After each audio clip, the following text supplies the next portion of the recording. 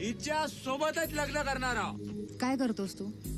किती शिकलायस? काय ओळख काय आहे तुझी? जय शिवाजी, जय भवानी. काय माहितीये तुला महाराजांबद्दल? महाराज म्हणजे कहर होते, कहर.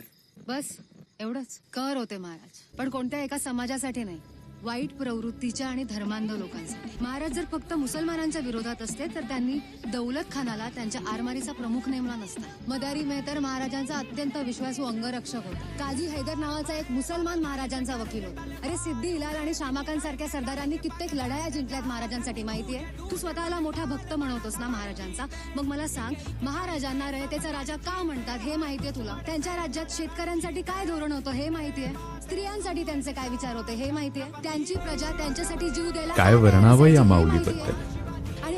तुम्ही मी घेत असलेला श्वास या माऊलीचीच देण आहे. अखंड मराठ भूमीवर पसरले